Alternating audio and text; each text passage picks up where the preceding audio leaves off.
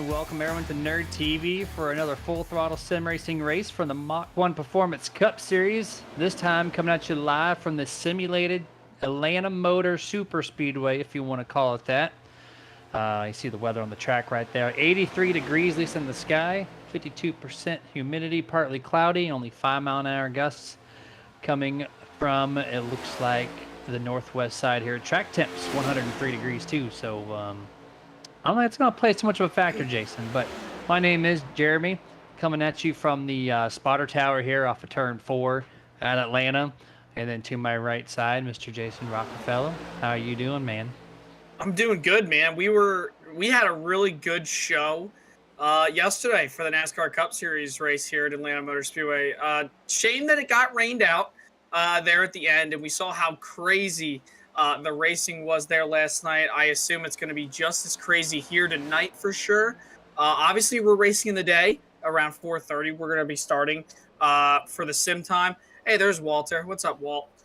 Say it every broadcast. I always got it. But yeah, I mean, it's going to be different from compared, from yesterday into today, obviously, in the sim, because we're starting towards, in the evening. They're starting right when the sun's ready, about to go down. And they ran in the nighttime. But a lot of guys complained about when the track was really hot that, it was super loose. You had to have a good handling race car. And the best way that I could put this new Atlanta Super Speedway, as you called it, Jeremy, is this is almost like an older version of Daytona, just with newer surfacing, because you're not as wide. It's not as wide of a track. I mean, guys, this is only like a mile and a half, so it's going to be hard. You're going to have a good handling race car.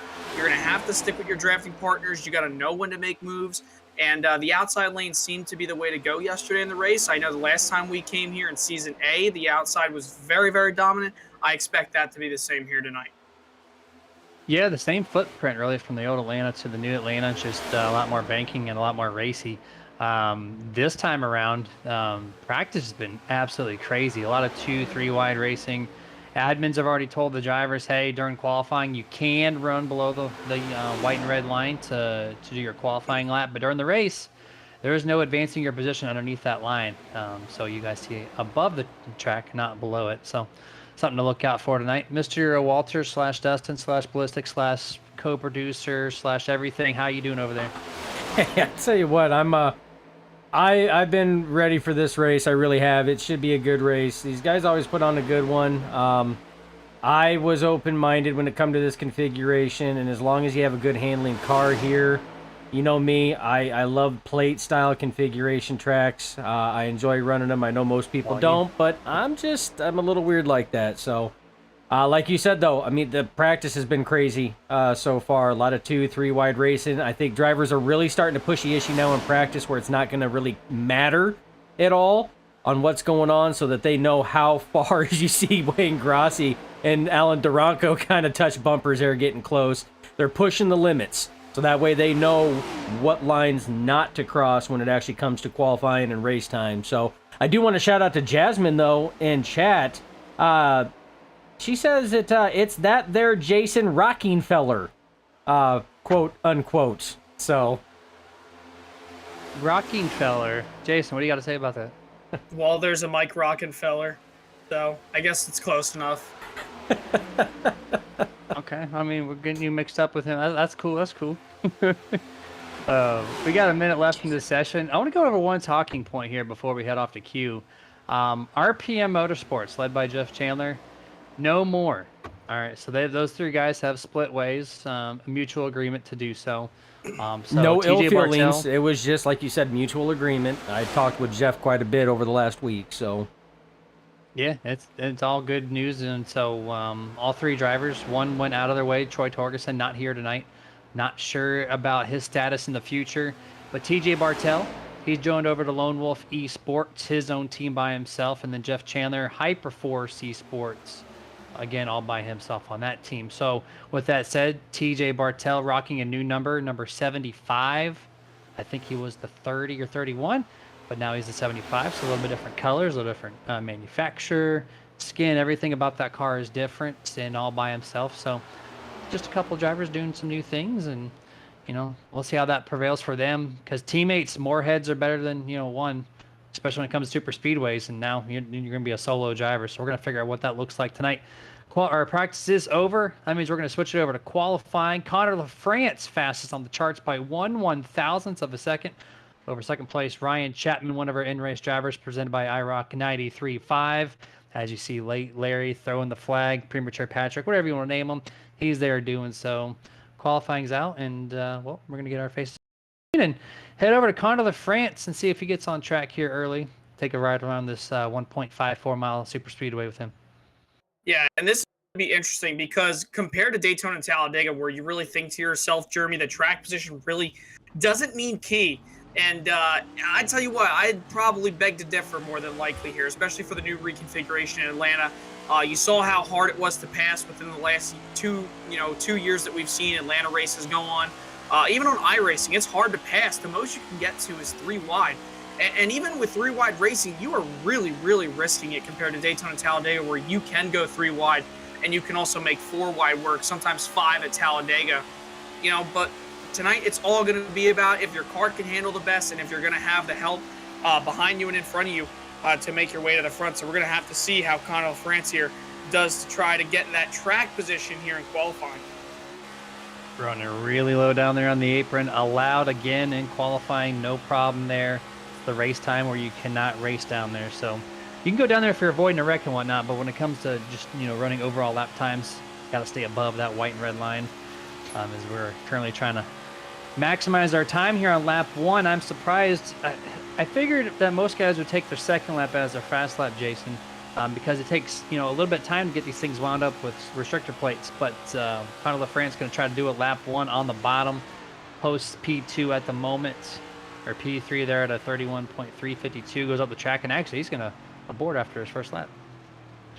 It's the interesting thing, this is not your usual qualifying, that you always see at your typical 1.5 miles or short track or whatnot. Usually that first lap, like on your out lap at Talladega and Daytona, that first lap is usually only your best lap. You talk about obviously, getting warmed up, those tires and stuff like that. And tires will be a factor here tonight because, you're turning at a much tighter radius compared to Daytona and Talladega. So tires are going to mean something compared to those 2 other super speedways. You're going to see us in the booth tonight, folks, talking a lot about the comparisons between this track, which is the newly reconfigured Atlanta Motor Speedway that debuted last year for early on in the season for the Cup Series, Trucks, and Xfinity Series. And boy, were those, 3 really eventful races, but not as eventful as last night's Cup race.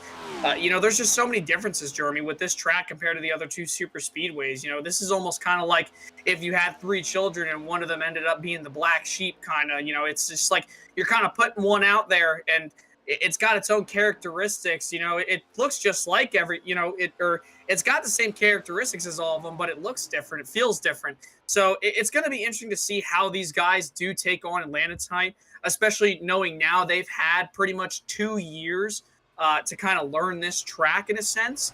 And compared to when we ran last season in Season A, I'm sure those guys took a lot of knowledge from that race, and they're going to bring it over to here towards tonight's race. Yeah, 100% there is TJ Bartel. He completes lap number 2, P4 on the charts there at a 31.368. In the draft, they're running 29.8, so they're running a half or a second and a half faster in the draft. So it just really shows you what Atlanta now has to bring. You have to bring that super speedway draft package. You cannot do it by yourself here.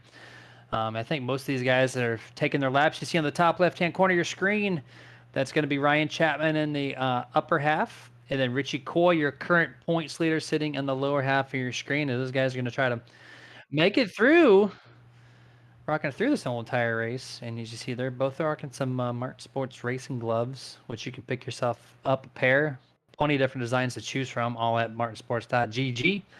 Quick shout out to them because this is technically the pre-race show presented by Mart Sports. So I love to give them a shout out whenever I possibly can. And they're also the sponsor of the Wednesday series. You'll see us at 2 nights from now. But I think everyone on the track is basically done. So we're just waiting for the final 30 seconds in this session, Jason. Right now, Jeff Chandler, first time by himself as a team owner and only driver, P1. Yeah, and P1 for him. And talk about a week where you said, how, RPM is no longer a thing. And him being the fastest in qualifying is a big deal. He's on a new team called Hyperforce Esports. TJ is on Lone Wolf Esports. That's TJ Bartel. And then Troy Torgerson is a free agent as far as we're concerned. That's all the information that we have. But you talked about it. Mutual, wanted to separate on mutual terms. Everything's all good between them. It happens, man. It happens in sports. It happens everywhere throughout the world. And, it's unfortunate. But, that's a big statement, though, by Jeff to come out here as a lone wolf, basically, even though that's TJ's team for sure. But, I mean, him starting up Hyperforce Esports, maybe what he does, depending on how he sets up the car, who he gets help from, maybe he can attract other drivers to try to gun on his team. And I mean, tonight's a really, really big night for him to try to make a statement saying, you know what, I could do this on my own. I'm here. I don't need anybody's help, whatnot. Not being in, a type of like a cocky situation or whatnot. It's just, it's a really good feeling. I mean, the amount of times we've seen teams where they're just one car in these super speedway races, they'll go to victory lane somehow, miraculously. So it very well could happen tonight for Jeff Chandler. He's picking up right where he left off, and that's being really, really fast. And they're getting on the grid right now, so we're going to kick it over here to trackside, run down the 30-car lineup for tonight's Atlanta 200, 130 laps here tonight. Jeff Chandler, P1. Austin Gassion's going to be starting in second place. Connor LaFrance in third. TJ Bartel in fourth. Stephen Hollingsworth going to be in fifth. Chris Beck, sixth. Mark Brannigan Jr., seventh. Ryan Hendrick, eighth. Lane Allen, ninth. And Tyler Granat rounds out tonight's starting top 10. Your top 20 here tonight. You got Colby Mice in the number 9. He'll start 11th. Wayne Grossi starts 12th in the 7. Michael Blackner starts 13th. Richie Coy starts 14th. That is odd to see him all the way back there, but sure enough, he'll be up at the front just like he was in Season A. His teammate and buddy Tony Solari, 15th tonight on the grid. Sherwood Williford, fresh off a top 10 last week at Chicagoland. He starts 16th. Lewis Meglin starts 17th in the 43. Casey Lowe starts 18th in the number 29. Jamie Knopp, who's been so fast recently, he'll start 19th. And Daniel Simmons rounds out your top 20. 21st, Ryan Chapman. 22nd, James Wallace. 23rd, Brian Dublé. 24th, Robert Malikian. 25th, James Torrey. 26th, Robert Tracy. 27th, Brandon Elder. Alan Duranko in 28th, Brody Hanna in 29th, and Alan Crowell rounds out tonight's 30-car lineup here. Back to the chats. Joshua Johnson, part of Boomerang Motorsport, saying good luck, Boomerang. Number 57, Joshua Johnson, from vacation, taking some time out to watch his team tackle this 1.5 mile super speedway, as we're going to get this thing green in a half a lap. And I'm looking forward to this one. Stage break at lap 40, and then about 85 laps when they go back to green flag to settle out the rest of this event. Basically halfway in the season. Only 2 winners that have multiple wins. That's Mark Brannigan and Richie Coy. No surprise, they're on the top of the point standing. So, but it is super speedway. Who will be crowned a champion for tonight's race? Are we gonna have our 5th different winner tonight, or is it gonna be one of these guys? We're about to find out here. Pace car is down. Jeff Chandler, Hyperforce Esports, gonna lead this thing to the green flag. Just waiting for the flagman to throw, and there we go. Green flag is out for the Atlanta 200. Yeah, and Jeff Chandler gets a really good start. Austin Gassion, not a lot of help up on that outside. You saw the 75. TJ Bartel wasn't really hooked up to his rear bumper, but as they fly into 1 and 2, these guys are really going to be on the binders here, trying to defend, trying to make sure they get in line and try to fly towards the front of the field, but it's all Jeff Chandler off too. Single file there until the 16. Connor LaFrance says, hey, I want to go from first to third, or third to first rather, real quick here. Takes a side draft off the 31, comes off a turn 4, the 31, a little bit of looseness it looked like. The 16, Connor LaFrance, going to lead the first lap. Yeah, and that was a big moment there. Oh, we already have a caution out right now. It looked like it probably came off turn 4. Yeah, front straightaway. Looks like it was probably Daniel Simmons and maybe a few other drivers. Oh, and take a look at the replay here. Off turn 4. Oh, my goodness. Yeah, the 29, Casey Lowe, just gets super loose and creates a massive melee down the front straightaway past the start-finish line. Going to have to get another replay to see what happened after Casey got loose right there. But, hey, that's no surprise, though, Jeremy. These guys are getting up to speed, and you could see that here. And it's very common from what we've seen these last 2 years at Atlanta. It is very easy to get loose here. I'm trying to figure out this 06 here, Daniel Simmons. I don't know if there's just a complete ghost car out there or what, or if his car broke, but after the 29 overcorrected Casey Lowe, he smashed the outside wall.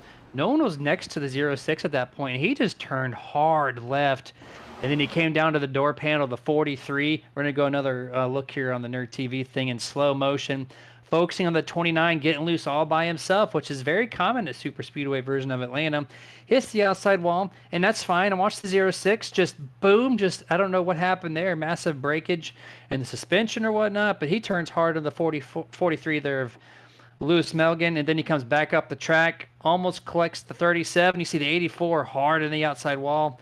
Hoods are flying. Robert Malikian barely makes it through. Does he clear the 84? Oh, he does. He does. The 06 and the 84. Heartbreak Kid still in this thing. Yeah, we're going to ride on board here with him. You can just see all this carnage unfolding in front of him. He sees the 29 of Casey Lowe up on the outside lane, easily avoids him, and then he had an you-know-what moment, probably has some brown in his pants after this one, threading the needle, hitting some debris. You see Simmons up the track. There's Jamie Knopp, unfortunate, and then, oh my goodness, by about a foot or two right there through the tri-oval. Jamie Knopp's bad luck, though, continues. Was able to salvage for a solid finish last week at Chicagoland. But remember, Jeremy, just like last week, lap 1, got loose in the corner and hit the wall and had right front damage. And tonight, looks like it's going to be the end of his night. You saw the 67 of James Wallace, driver from Boomerang Motorsports, also on the outside wall. So quite a few teams collected into that one. I think 5 total cars suffered some damage, and they're on pit road right now and getting those cars serviced. Lap 1 out of 130. That's the thing about Atlanta. This new configuration is you can get loose all by yourself. We thought it was weird when we saw it 5 or 6 years ago at Daytona when cars were just getting loose by themselves because of aero, disadvantage. And this track, you're running a tighter radius, but the high banking. So when you go to the flat stuff right there out of a turn 4, the car just gets upset. And if you don't have it stuck to the ground, things happen like that. Yeah, things do happen like that, and it's unfortunate, There's just this is the thing is like I really do not like this track sometimes, but it does provide a lot of good racing. And I mean, as this track probably progressively wears throughout the next few years in the real world, I can't wait to see what kind of racing it puts on. Maybe we're going to see, maybe we're still going to see some super speedway stuff. Maybe we're going to see the grooves widen out. Maybe we're going to see go back to the old Atlanta with more banking.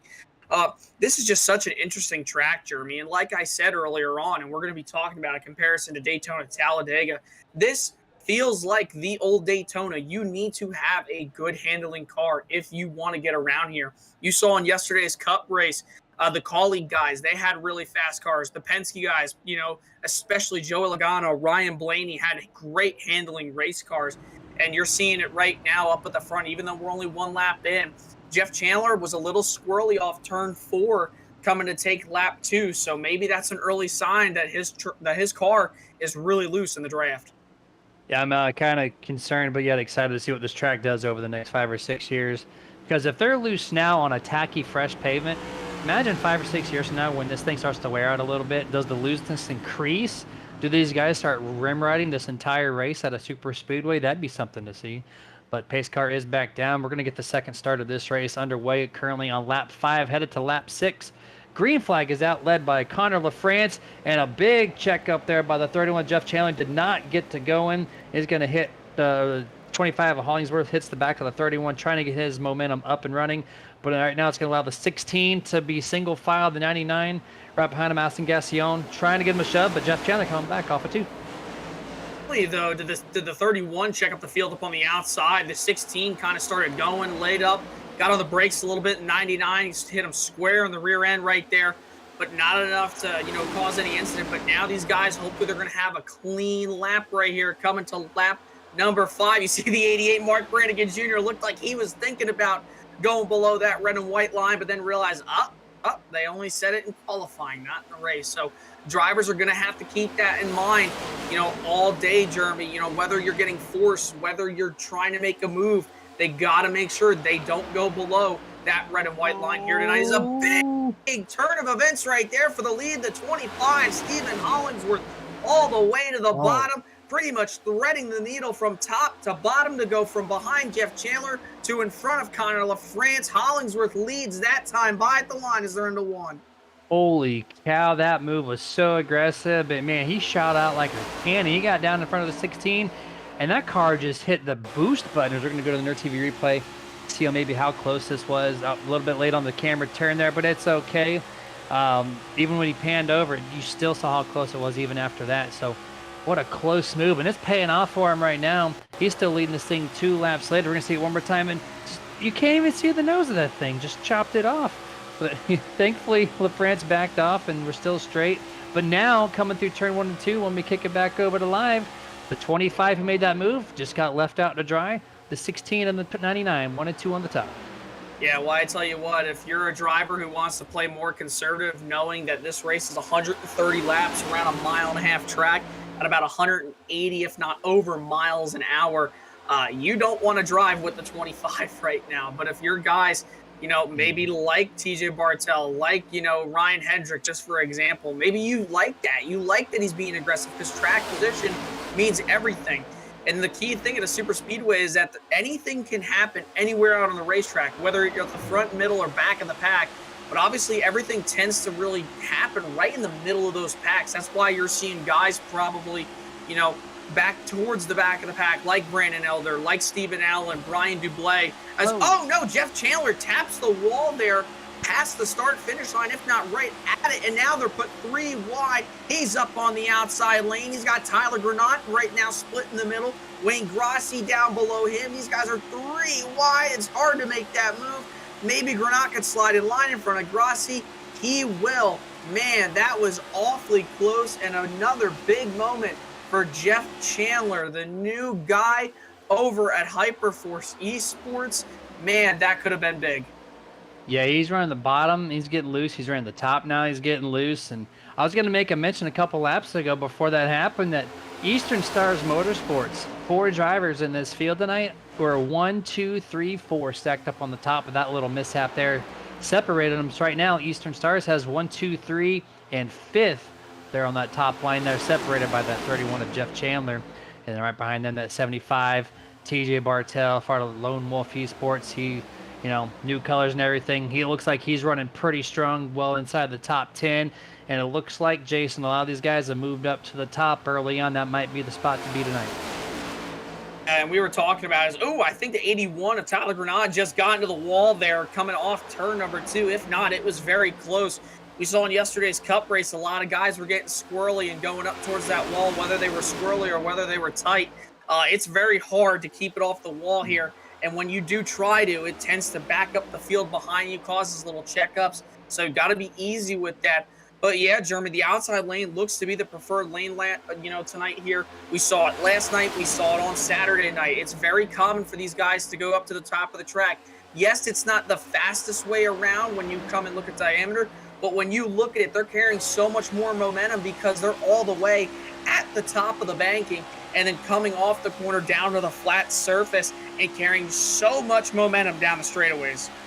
It really does help out a lot. You see them do it at Daytona and Talladega, and it works, right? Then you get to a track with a little bit tighter radius. You got to turn the wheel more. That's more friction on the tires. That tends to slow you down. So this track, where if you can, you know, decrease the turn radius in the car by moving it to the top, it's nothing but beneficial for these guys, and that's why you're going to see a lot of that here tonight. The team working the top here, about 2/3 of the field up there, and the guys at the bottom are probably the ones trying to make some gains. But when they come off corner exit, there's just no momentum at all. The 25 just dropped back almost an entire position there, coming back into turn 1. But there's a huge check up there with the 75 of Bartel, almost 3 wide momentarily coming off of turn 2. Connor LaFrance still leads the thing.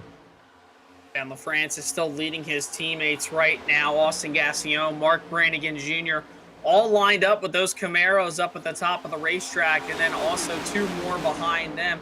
You also see Jeff Chandler, and also you have TJ Bartel, or not TJ Bartel, excuse me, that's the 81 machine of Tyler Granat right there. So they're all trying to chase after Connor LaFrance.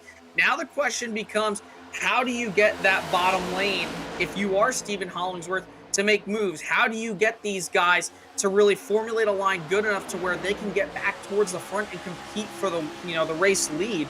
I mean, and with the stage caution coming out on lap 40, and there's going to be 10 points on the line here coming up. So these guys have to do something, and it's going to tick by way faster than you think. These guys are running a lot higher speeds compared to a normal mile and a half. So these lap times are going to tick off like very, very quickly. I mean, you're running almost 30-second lap times. So you got to be careful compared to Daytona, Talladega, where it's about 40 to 45, 50-second lap times here. You're going a lot faster. If I'm the 25 machine of Hollingsworth right now, Jeremy, I'm going up towards the top of the racetrack, down the straightaways, and trying to side draft as much as I can, especially down the back straightaway. Even though it's a short distance, it still is going to do something. You see some lap traffic there off of turn 2, so momentarily those guys are going to get to them.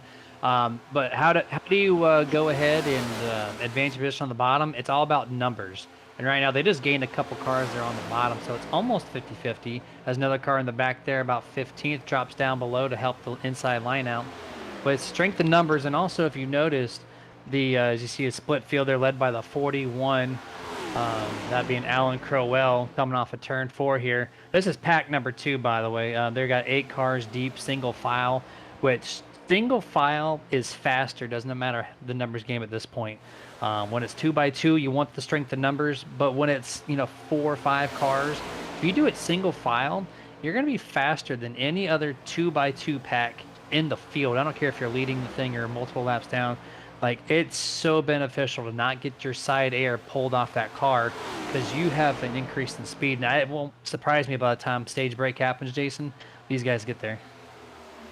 Might get there, but at the same time, too, Jeremy, these guys right here, led by Alan Crowell, they might just be holding out in the back, and hoping for a caution, because there's always those 2 different strategies in the races here at the super speedways. You're either A, very aggressive, always wanting to be up at the front, or B, you're riding around in the back, waiting for the big one to happen, waiting for something to happen, because you never know when it's going to happen, though. We've seen it time and time again where guys, when they stayed in the back, they either A, they got up towards the front and they won. I mean, look at Corey LaJoie just at Atlanta last year. He could have won the race the second time around. The first time around, he almost won the thing, and he came across and somehow finished in the top 5. And that was just, from staying in the back all day. But if your guys, like we've seen previously in the past, Dale Jr., another one, Brad Keselowski, Joey Logano, Ryan Blaney, they're always up at the front of the field when it came to super speedway races. So you don't want to get involved. I'm not surprised that they're hanging back there, but I expect them to probably hang back there until the later stages of this race. What I've noticed, too, here is if the inside wants to get moving is the 7 of Wayne Grossi is having somewhat of a difficult time getting really to the back bumper of the 25. He gets there this time, but there's been times where he goes almost a whole lap before he finally gets to the bumper. Just can't close in, gets a lot of space in the middle of the corner, which is respectful. But you want to be tucked in, especially when you're lacking the numbers on the bottom, and you definitely need that momentum. So anything you can do to help progress the bottom, you're going to have to do it here, especially if you want to get those stage points. And right now, 70 needs to get a little bit closer to Hollingsworth bumper. We need Chris Beck in the 44 to also close it in just a little bit more. Because right now, Eastern Stars Motorsports definitely has it figured out on the top because they're a lot more closer nose to tail than the inside lane is. But like I was talking about, Jeremy, I really just think, too, I mean, yes, they have somewhat of the numbers here as we ride on board that cockpit cam presented by iRock 93.5. Richie Coy, the New Jersey native, you see him right now. He's got the tongue out. He's digging right now. 44, Chris Beck barely just scrapes the apron there with his side skirts as they went around 1 and 2. Great shot from Richie. You could just see how intense it is, how focused he is, how he's not blinking. He's just hanging out, just driving the hell out of that car right now in his number 19 Advanced Auto Parts Ford Mustang. So he's trying to be careful. He got involved in a wreck last year, Jeremy, late in the race, had a driver through a really bad block, caused a lot of drivers to get involved, took out Richie Coy. He was one of the guys who was up at the front the entire race. So he probably learned his lesson from that last time around. You see him right there fixing his glasses. No real time, Jeremy, to really react or do anything. If you got an itch, if you got to move your glasses around, you got to adjust your headset. There's not a lot of time to fix anything inside your virtual cockpit from home. Yeah, this track is mentally tough, and everything happens a lot quicker, even than Daytona and Talladega. So Got to be at full alert at all times. And jump into the chat real quick. I see Matt Keach, one of our new regulars, popping in there saying, "Hey, what's going on, man? Hope you're having a good night out there." But Jason, this top lane has just continued to be closer on average per car, and they're getting a little bit faster now. We see Jeff Chandler clearing the 25 and now the 81 Tyler Granat. That's the top 5 cars clearing the first car on the inside lane. So the speed is just continuing to get a little bit better on the top as they come across one of their first lap cars this evening off of turn 2. That's going to be the 6th of James Torrey. He's going to hold the bottom lane. This is momentarily going to make these guys go 3 wide. Some contact by the 81 and the 25, trying to make room for this wall. Chandler on the wall. Tyler Granat hits the wall. This is going to slow up the top lane. Oh, they got hooked. The 44, the 31, and the 81. A heavy contact. Still no caution. These guys make heavy contact in the infield. Still no caution. No caution right now because they are below the racing surface, and that is huge for Jeff Chandler, one of the guys who were like we were thinking about earlier on this race before it started. Like, man, will he be the same? He goes out, sits on the pole, running really good. That was just a product of lap cars, and honestly, I don't really put so much blame on James Torrey right there. You're doing whatever you can to get around, you know, and just really log laps, let the field do its own. We're going to take a rewind here on the Nerd TV replay, show you the initial incident, and then we're going to take a look heading into turn 3 after this. You see, this is all product. Everybody's scrambled up. Jeff Chandler hits the wall. Granat comes down, thinks he's clear, gets into the 44's right rear quarter panel, sends Chandler up the racetrack along with Beck, the one he got turned by. And then all of a sudden, these guys are going through a wild ride through the infield grass. You see the 44 car is going to get hit right here by Tyler Granat. Hard impact for those two. 44 starts to lift up off the ground. Not enough speed. Roof flaps do their job, keeping it on the ground. And Tyler Granat's able to continue. But want to take a look real quick here, Jeremy. Going all the way back to turn 3, when they got to James Torrey, you're going to take a look and see Stephen Hollingsworth. He's going to jump out of line very abruptly here. And he just kind of just darts right up to the outside and kind of puts Jeff Chandler in a really bad spot because nobody expected the 25 to make an abrupt move like that. And yeah, there wasn't contact, but it was so abrupt that it just kind of disturbed the air of the 31 right there. Yeah, you see going forward and backwards here, trying to get exactly what its moment happened. The 31, the 81, just domino effect the wall glue. And you see even back there the 33 of Williford also getting to the wall a little bit. And then they come back down the track. I see the 25 is cleared at that point. When they come back down the track, the 44 and the 81 just kind of met up in the same real estate. Especially for the 44, the right rear is the worst blind spot in any car that you drive if you're on a left-handed car. And so you don't really know where that 81 is going to be. So you just kind of assume, and the 81 came down a little bit lower, and they just found the same real estate and wrecked happened. And super unfortunate that there was no caution because that thing happened in the grass after the fact. So, but they do have the stage break coming up in 8 laps or 7 laps to go as they cross the line right now. But momentarily, Jason, this thing is single filed out here. They got the top 6 in their own little pack. Yeah, and I guarantee you right now, those ESM guys, they're going to stay all lined up together right now. And on the tail end, if you really think about it, Jeremy, there's only about 5 guys. James Torrey got one of the best deals out of that. But this is the pack you got to watch. Ryan Hedrick, new head of the pack right now, up in that second pack. And this pack's a lot bigger than that first pack there, Jeremy. So it's going to be interesting to see here as we hit lap 35, 6 laps to go. Will they have the time to catch up to them? And they are catching them in a hurry. The gap is literally closing a tenth almost every 3 to 4 seconds. I think they're going to get there because they're running the bottom. The other pack, though, up at the front, they're running top. If they want to do something, I think they just got to really hold tough, hang together, and stay single file. Don't race it out. Yeah, there's no point in doing so right now. They're all got stage points coming in. Unless you want to try to advance by 1 spot, but don't cut it close here. I would have noticed too, Jason, is especially the 99 of Austin Gassion coming into turn 3. I don't know if you noticed, but that guy goes right up to the wall. He doesn't enter super high, but then his car drifts, and it drifts right up to the wall. I can't tell if that's just a product of a setup and the tire's starting to fade out, and he just can't stick the line where he enters in as he comes through 3 this time. And once again, slides up into the wall, and this time actually finds a little bit of wall glue. Is going to find the 88 of Mark Brannigan Jr. coming through. He's going to pass him for second place. Does make the clear. passes or gets to the outside there, and now the 99's going to follow suit right behind him. So, but those are two teammates racing. That was a little bit more of a respectful thing because he could have easily went side by side with him. But they still remain single file now. But maybe the tire wear we're starting to see these cars start to push up to the top. You got to give yourself a little more space between yourself and the wall.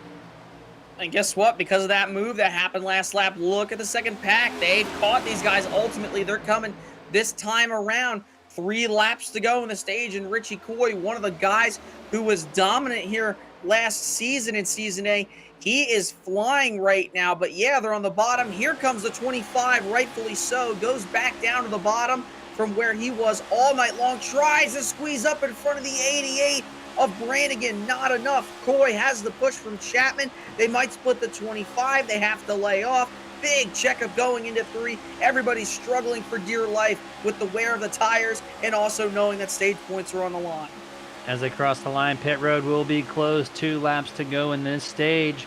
Right now we got 5 on the top and about 9 or 10 on the bottom. So the numbers are on the bottom. They just have to have the grip and the momentum to make that pass happen over Conor LaFrance, who's been so strong leading this pack, especially for Eastern Stars Motorsports.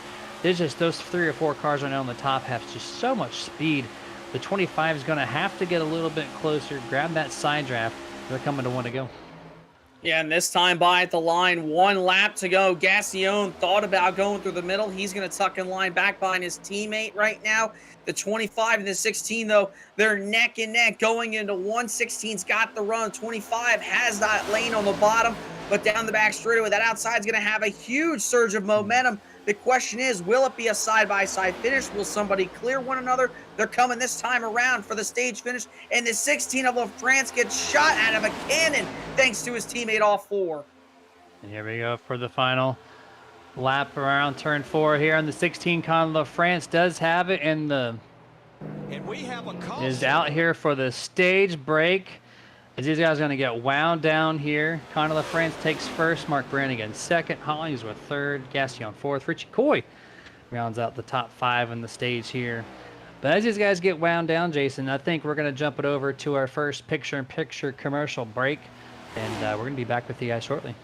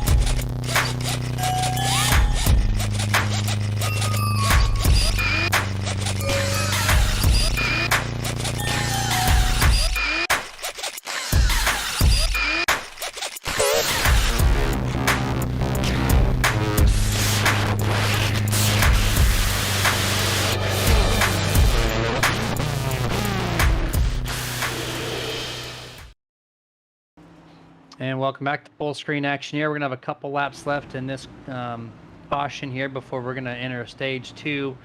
think this is our time to bring in one of our IROC 93.5 in-race reporters here, Mr. Richie Coy in the number 19 Ford Mustang. Richie, do you have a copy? Hey, what's up, nerds? Hey, man, sorry if I cut communications there, but I figured I'd bring you in before we go green flag to stage 2. How's the racing out there, and how's your car handling? Yeah, this is, it's intense. It's intense out here because it's a short track super speedway, if that makes any sense. So it's pretty intense. Okay. I saw a lot of guys starting to push late in that run there, especially on the top. Quite a few guys got into the wall in the middle of turn 3. Are you noticing the same thing with your handling? Yeah, I'm a little tight, but I'd rather be a little tight here with this car. You can lift a little bit more and get it to rotate. The loose is kind of the kiss of death, so I'd much rather be a little bit on a tighter side here. 10-4, man. We got a half a lap left. We're going to bring you back to your channel. Good luck the rest of the way. All right, guys. Thank you. That was the 19, Richie Coy here. Going to be restarting this thing P4 on the top side of road number 2 over the top of the 99 of Austin Gassione. And stage 1 was all Eastern Stars Motorsports there, Jason. Yeah, and these guys are going to be probably the ones to beat tonight just from those first 40 laps that we ran. I mean, Richie Coy is going to have something for him. Maybe the 25 if he turns down the aggressive level just a little bit. But don't forget about Wayne Grossi. He's a pretty good super speedway racer, so I expect him to maybe do something tonight. But then again, Jeremy, this is a super speedway type racetrack. Anybody can win here, but you also have to have a good handling car, and you got to make moves at the right time and know when to make them. Absolutely. Here, pace car is down, waiting for that green flag to fly. Mark Brannigan Jr. is going to lead the way. Restarts on the top, and the 16 forgot to press the go pedal there for a moment. The 88 is going to clear him by over a car length. Quickly shoots down to the bottom lane there. Mark Brannigan Jr. is going to lead this thing into 1. Yeah, I think that was planned right there, Jeremy, as Dustin says in our ear, and that definitely was planned to let the 88 down in line, get those Eastern Stars Motorsports guys lined up, and now they have, to the back, 25, Hollingsworth around in front of the pack. Only one car incident maybe. And gets tagged by Jeff Chandler. No. Hard crash going down into turn number 3. A hellacious hit to the front bumper of the 25 machine there heading into 3. And we have a caution. For the 3rd time, the 25 of Hollingsworth. What an excellent save. Look at this. Little contact there. He was 90 degrees to the right. You can clearly see everything on his left door panel. As you see the nose air on the left-hand side of your screen, he gets it saved. I thought this was an amazing job to not even spin out.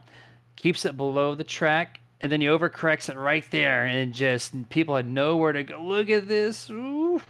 That was the 75 of Bartel and the 31 of Chandler right through the middle of the smoke. Nowhere to go. Man, that was unfortunate. Yeah, that was really unfortunate right there. And look at Jeff Chandler. He's just minding his own business. I don't know if he had himself a little arc break moment or what. I think he thought the 25 was going to keep coming up right there. Nothing he could do. If I were him, I probably maybe would have backed down a little bit more, maybe kind of drifted up to the outside. But then again, I don't blame him. We've all been a part of wrecks like that. He thought the 25 was going to start to come up the racetrack right there. And unfortunately, the 25 just stopped dead center in the racetrack. Here we go, full speed. You see everybody starting to drift up. He thinks he's good, and the 25 is going to stay low, but then just starts coming up the racetrack hard into the wall right there, right front, all damaged. And all of a sudden, his hood's magically back there. But that's iRacing for you. Great physics as always. But sometimes the cars get their panels and their hoods back somehow.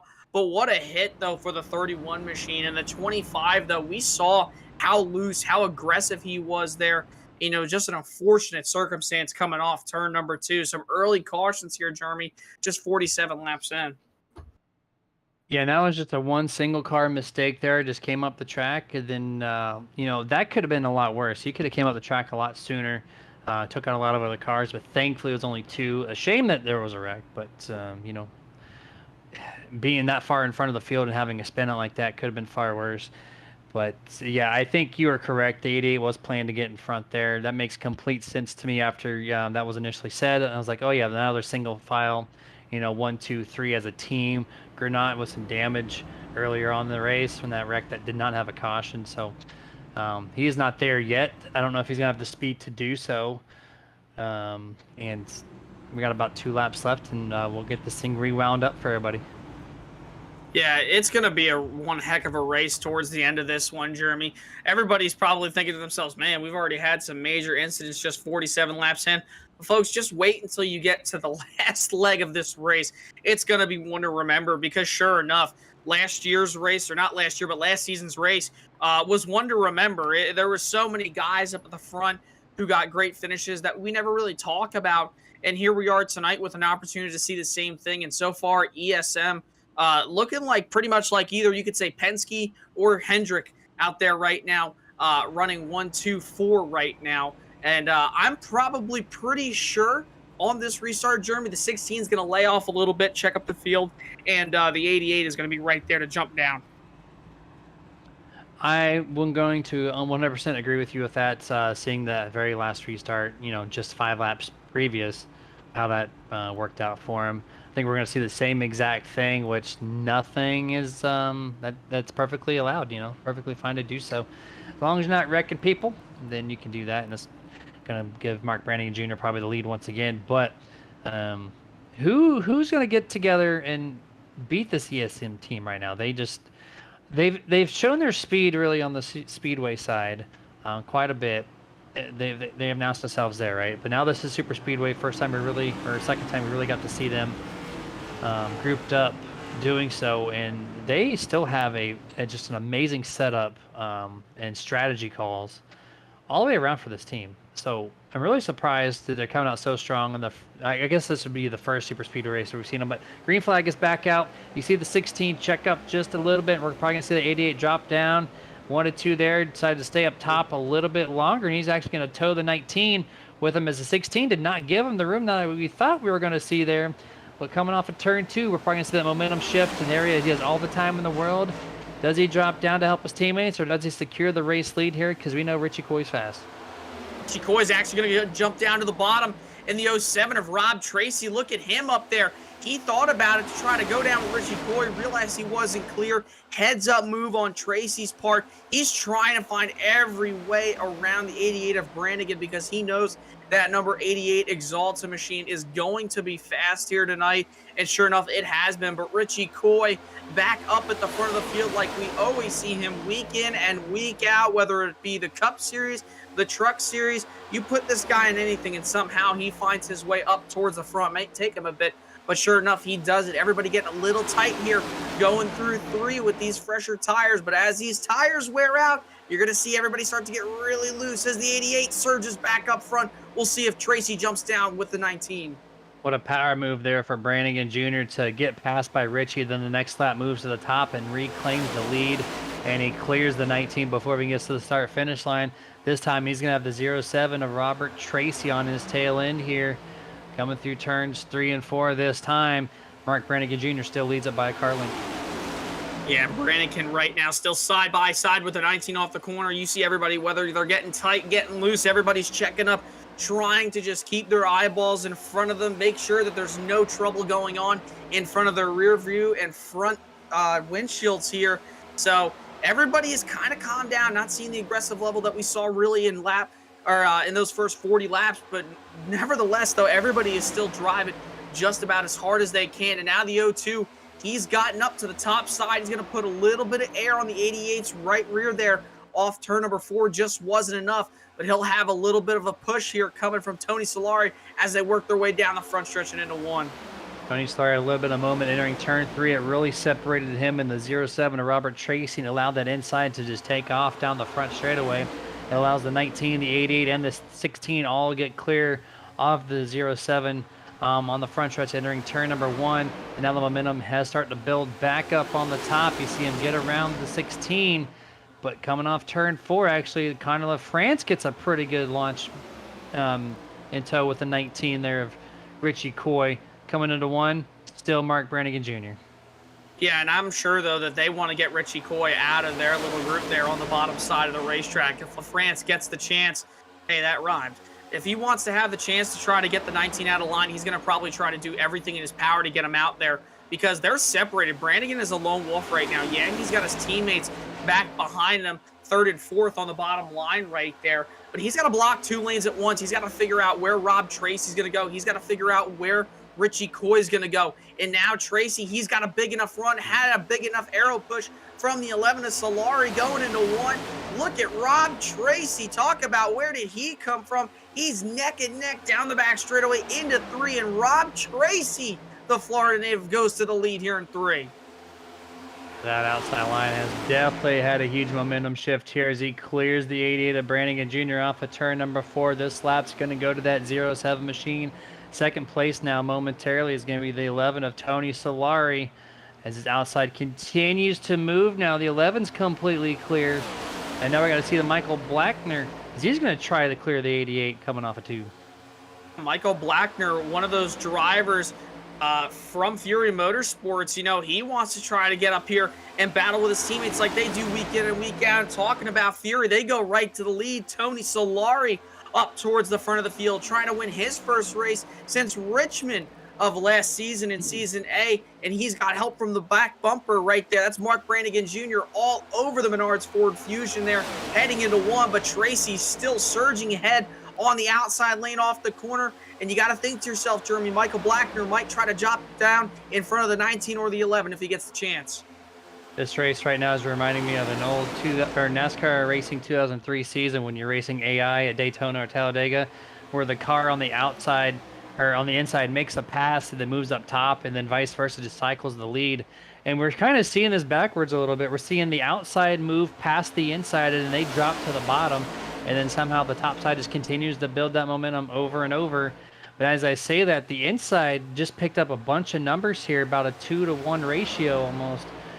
Coming through turn number 3, this is going to allow the 11 to clear. The 88's going to clear the 07 as well. But the 07 with that side draft almost gets second place there, but Tony Laurie still leading the point on lap 59. Yeah, and I think the 19 right there, Richie Coy, heading off into turn number 3 and 4. I think he was going to let his teammates slide right in front of him there, but there just wasn't enough because Blackner was right up on the bumper of the 07 machine. Or no, sorry, not his teammate, but the 07, I think, was going to think about clearing the 19, and he was going to let him down, but it just wasn't enough there because I think the 19 wants to get up there with his teammate. So, but here you go. You're seeing the 88. He tried to pull out a line. Will he do it? No, he won't. He'll tuck back in line right behind Solari. Blackner, though, trying to get back to the bumper of the 07 of Tracy as they work their way off turn number 2. It's all Solari out front as the field still double wide all the way back throughout the field. We're going to come up to lap 61 here. The inside is definitely taking advantage at this time. At the line here, it's lap 61. Mr. Solari and Brannigan kind of separated themselves a little bit from the 19, but that's just probably them giving space to one another. You said it wasn't racy, and even though they're still side by side all the way through this field, Jason, they're giving each other a lot of room on the door panels, which tells you it's a very relaxed setting here. They're just trying to ride some laps, which is what you want to see as this laps continue to kick down on the on stage 2, because it's a long stage and you got some pit stops coming ahead of you, so no need to push the issue early on. And you got to remember and think to yourself, Jeremy, too, this is going to be a very, very difficult pit road. I want to see real quick, just because I haven't run recently, as we're riding on board with Daniel Simmons. I believe, if I'm correct, I think the pit road line is there like in real life down the back straightaway into 3, and it is not. So these guys are going to have the more difficult entry to pit road. And we have not seen green flag pit stops. We didn't see green flag pit stops last year. Or not, I keep saying last year, but in Season A, we didn't see any green flag pit stops to try to come down. And obviously, these guys don't have the actual pit road line like it is on the apron entering turn 3, and then having to go around similar to a Bristol Motor Speedway down to the front straightaway. So it's going to be interesting to see, Jeremy, when these guys do pit, how are they going to be able to handle getting down onto pit road, slowing it down from 180, 175 miles an hour all the way down to pit road speed. They're off 4 right below the apron. Yeah, it's there's not much room, like you said, and you can't jump down to the apron until you don't have that huge banking transition, and all of a sudden, boom, you have to be down to speed at 45 miles an hour. So it is instant become one of the trickiest pit roads to enter for sure in the circuit. But right now, the inside's still kind of leading the way here. Same exact story we've seen for the past 5 laps or so. So a lot of just maintaining and holding position here. But at the same token, if you look about 10th place or so on back, there is a lot of car separation, a lot of left, a lot of rights. People trying to interchange spots to try to figure out where their car handles the best. And that's a good thing to practice here as we're now just at the halfway mark here in this event. Yeah, as we're just about in the halfway mark, too, you got to think to yourself, Jeremy, we went green about 20 laps ago. So now tires are definitely starting to become an issue. You're starting to see everybody become a little bit more squirrely, a little bit more conservative here. So I just don't know if we're going to see anybody really, come in early. Obviously, depending on tire wear, I expect these guys to probably go, I'd say probably until about lap 90, maybe lap 100. We'll have to see. I mean, you could stretch it on a tank of fuel in yesterday's Cup race, but obviously different scenario here in iRacing, depending on the fuel load and whatnot, here in the FTSR Mach-1 Performance Cup Series. And you're seeing everybody kind of starting to spread out. Got to think that's probably because of the tire wear, handling starting to go away. And depending on how your strategy is, what your car setup is, you're seeing who's got the faster car, who's going to be able to make moves. See the 07 right there, Tracy, loose off turn number 2. Everybody is just struggling for grip right now and probably hoping for a caution in the back of the pack if I were these guys. I think this is a great time right now to crank up the turn up the tunes as we're going to listen to all the cars drive around this 1.5 mile track. We'll be back with you guys momentarily.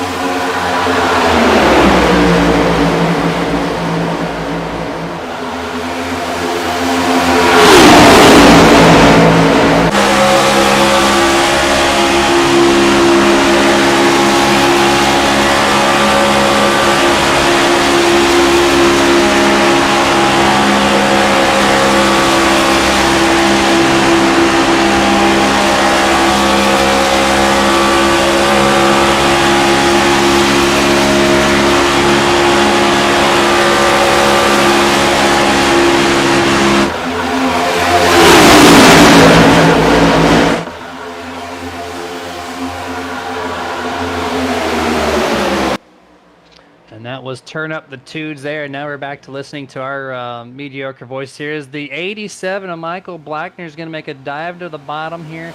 Passes the 07 of Robert Tracy. So momentarily the 87, Mr. Fury Motorsports driver Michael Blackner, is going to be taking the inside line P1. Great to see Michael Blackner up here at the front, Jeremy. He's always usually trailing his teammates. He has good runs and then just gets caught up in other people's messes, sometimes creates some of his own. But it's great to see him up here. I mean, he's got his buddies Tony Solari, Richie Coy right up there. They're just not exactly there except for Solari. So if Coy wants to get there, he's going to have to make some moves. But I expect him to probably just ride around in line. But this is great to see two fresh faces, in a sense, up at the front of the field. We don't really see much of, obviously, Daniel Simmons. And he's going to almost make it 3 wide. Got really tight there, entering 3. But Rob Tracy, Michael Blackner up at the front of the field, 2 fresh faces. Great to see them. You see the 43 right there. Lewis Meglin gets really loose off turn number 4. And here's the heartbreak kid, we call him, unfortunately, or Robert Milikian. He's been having a great night tonight. Been very fast recently, impressed a lot of us. He's definitely impressed me. I know I wasn't impressing him earlier on at the end of last season when I kept calling him Milikian, similar to Kyle Milliken that we always call over the truck series. But nevertheless, to say, though, Robert has done a great job since his debut, and obviously now coming in to the FTSR Mach-1 series. You know, he's been doing a really, really good job. Learned a lot from these guys. He's always up at the front week in, week out. And maybe tonight is the night where that heartbreak turns into a heart that's full of joy here tonight in Atlanta. I'm actually looking at the 06 of Mr. Simmons. Remember, he was part of that first wreck when the 29 there, Casey Lowe got wrecked himself off of turn 4. Then the 06 had the ghost car hit him and shoved him into the infield. That guy is repaired and back to P3 in this field, just over halfway done in this race. So I'm really impressed that his virtual crew was able to get that car back to where it needed to be and be very competitive here. So he's now trying to get around the 87 of Michael Blackner. And like you said, he was trying to force that 3 wide at least the last lap or two. Looks again this time. He sees the clean air.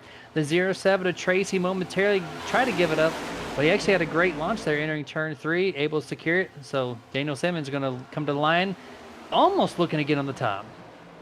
Yeah, and the 06 of Simmons, he almost just clipped the 07 of Tracy up and into the outside wall, but he was able to save it. And now we ride on board with him as they work their way off too. I think that outside lane is going to get a little bit more organized. They seem to be more organized in the bottom. Big bump right there to the back of Tracy's bumper entering turn 3. He's going to be clear, but never mind. Here comes that number 87 Sheets Ford Mustang.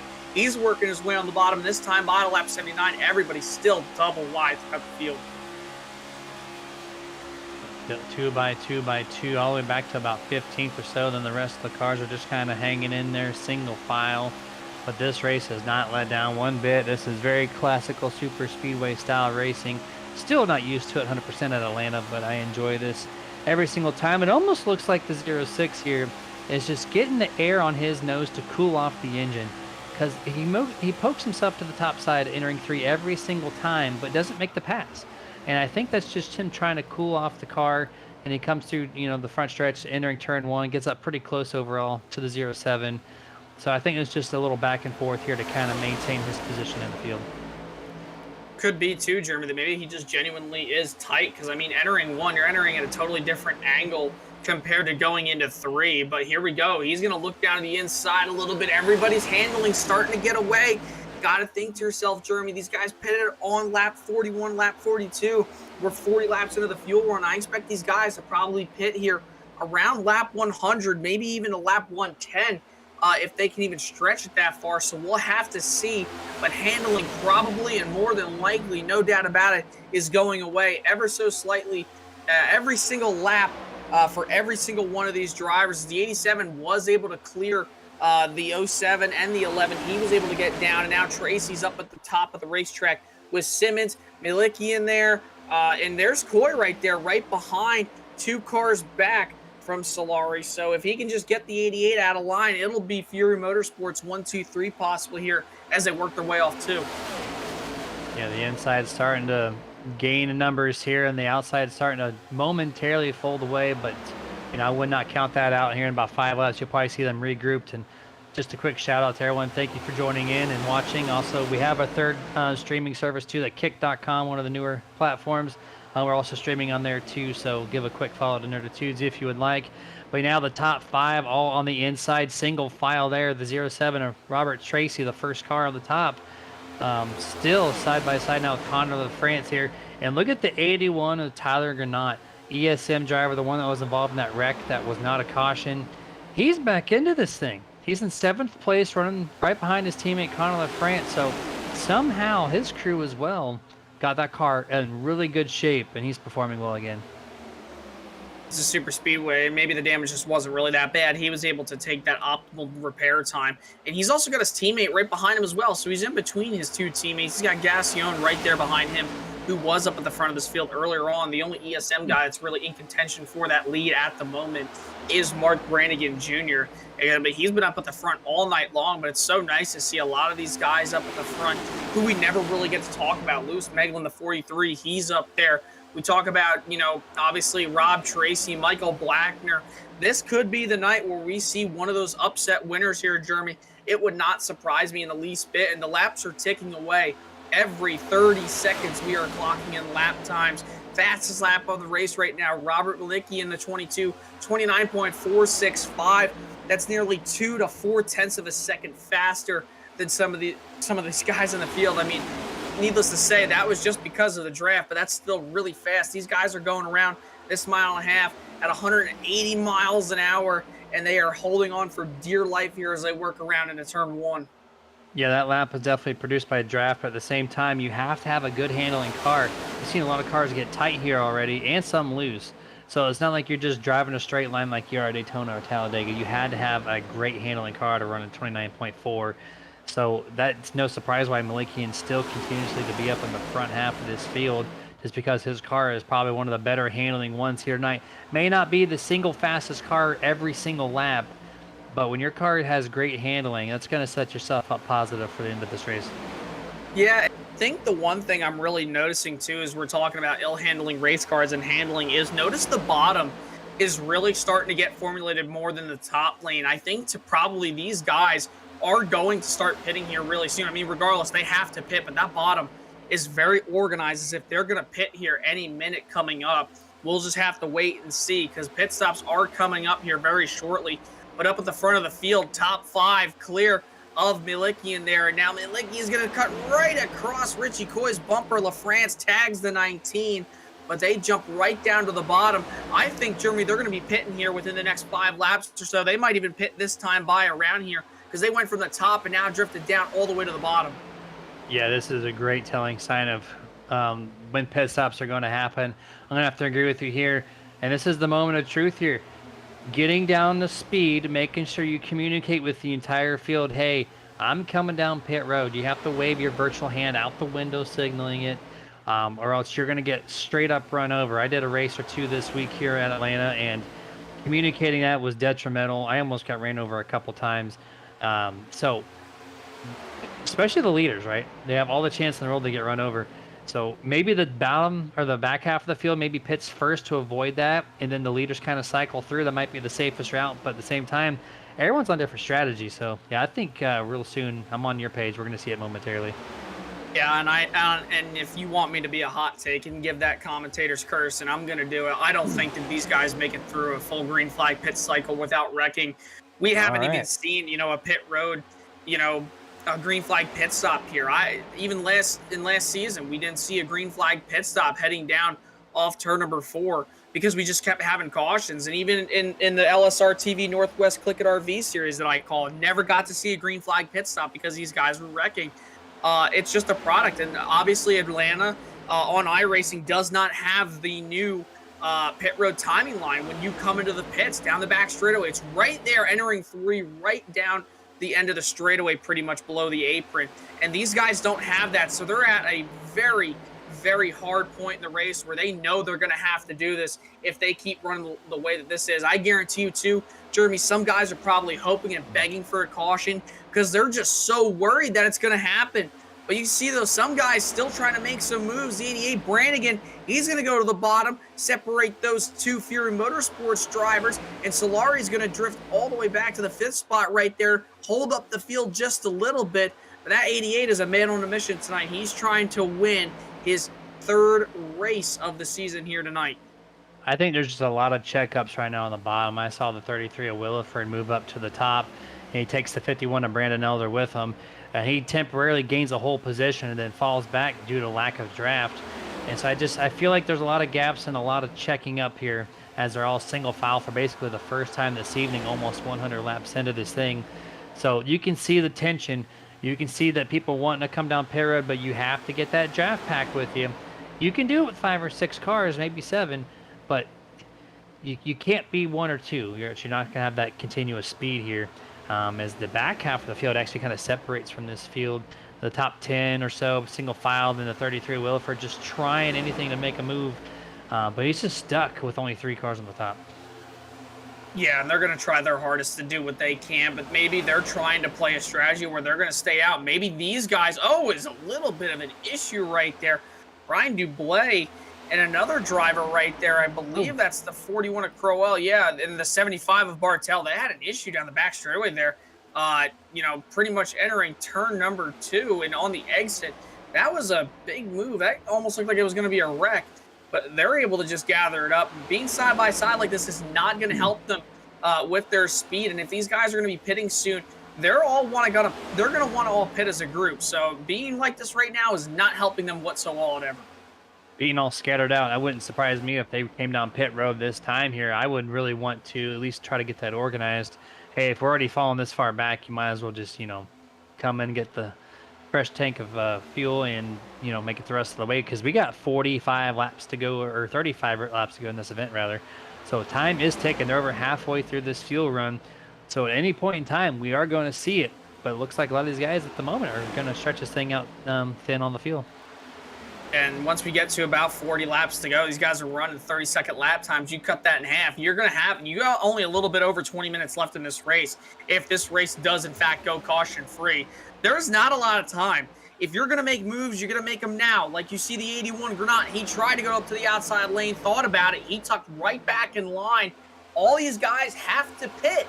They have to pit. So, it's really, you're in a tough situation. It's either formulate your strategy for wanting to pit or try to push it all the way until the first guy pits and then risk it all. You see Robert Malikian, he's caught in the middle. This might be an issue. He tries to cut down in front of Gassion. Not enough, slides right up in front of Elder. They're still 3 wide coming down to 1. Pretty impressive. They're holding it. No issues. Going through turn 1 now. Still 3 wide. This is not good for their speed overall as Wayne Grossi finally gets clear of Malikian. And now looks like Brody Hanna makes that quick pass on the bottom. He's able to clear him, no problem there. But Jason, this actually, how well my playbook always works out, right? Maybe this is a sign of, hey, there's going to be no tires taking. Because in the back of my head, I was thinking, are these guys going to take at least right side tires or just left sides to fill up? Because they are using a little more tire wear than they typically would at a Daytona or a Talladega race, right? But the way they're running now, running this thing to the very end before the pit, they're just going to minimize their pit stop by putting in as least amount of fuel as possible.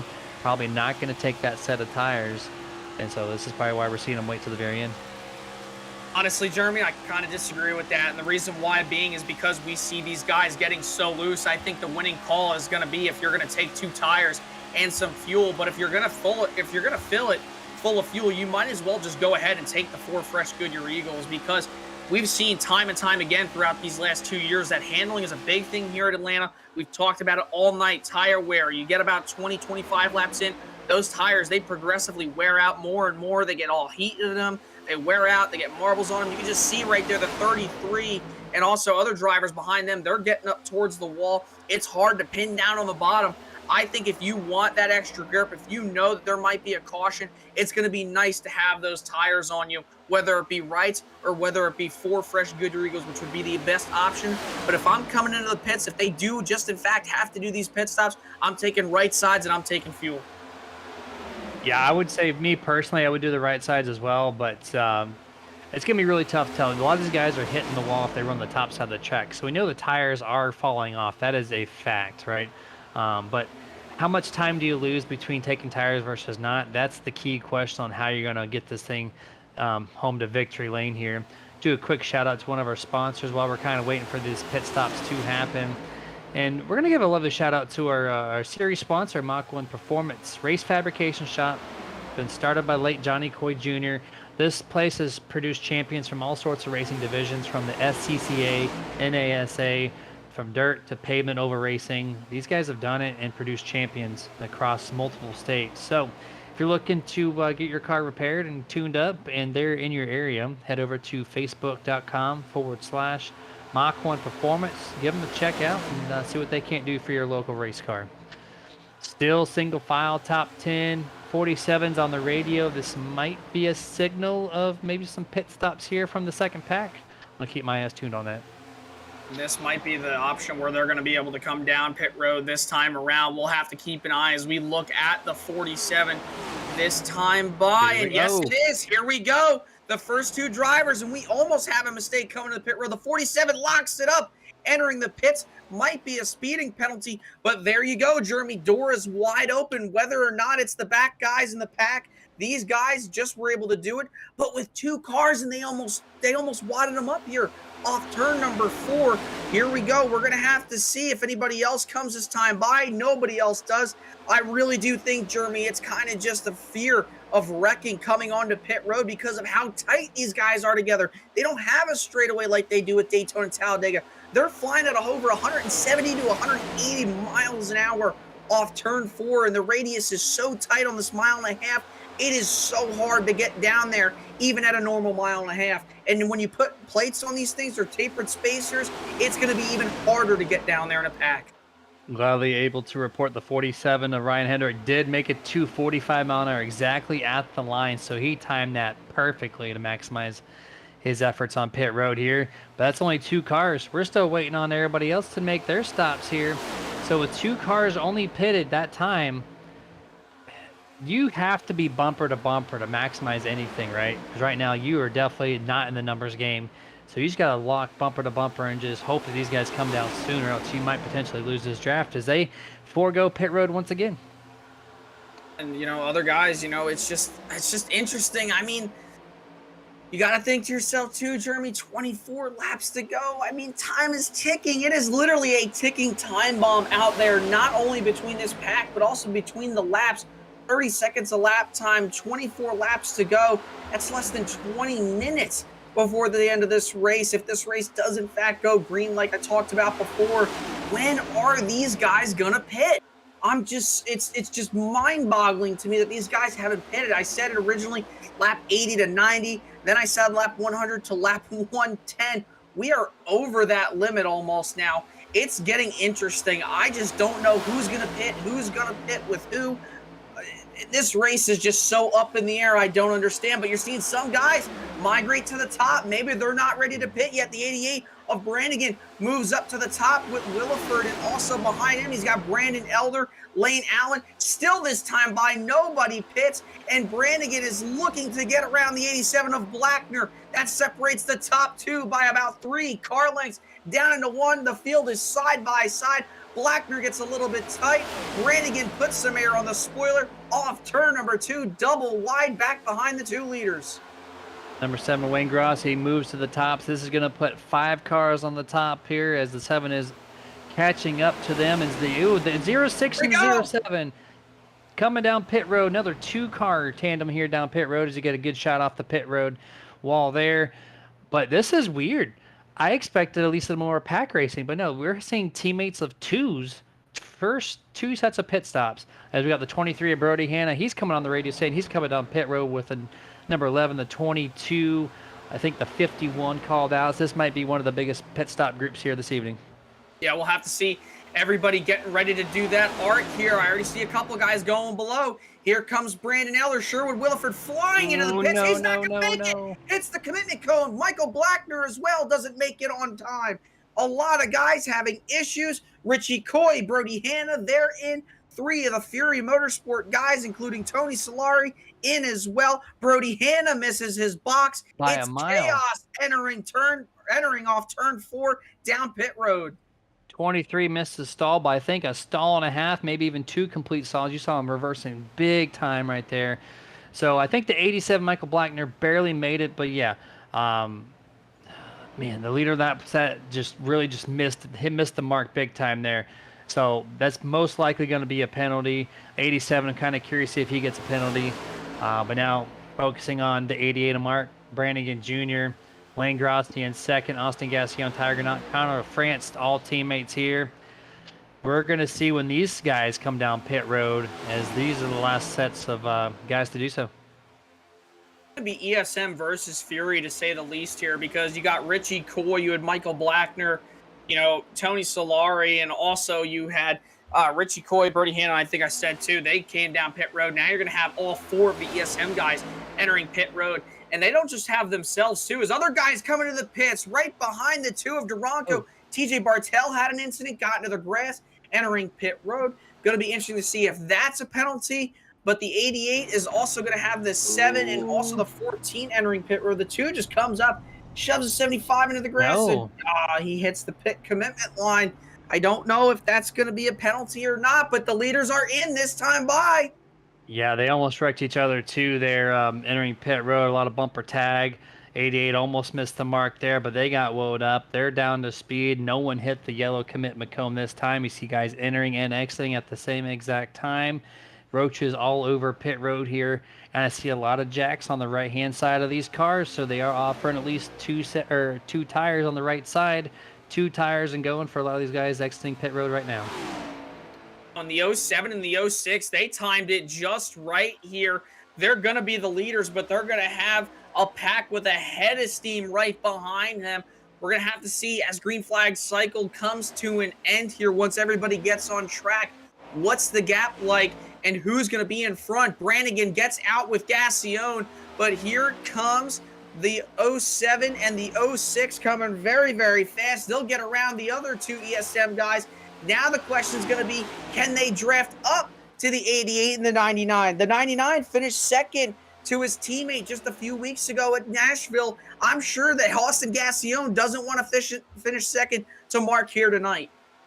We pull up the track map presented by iRacing, iFlag. Just look at the scattering that pit stop session caused. There was a couple big groups, but now every single corner is taken up by at least a group of cars.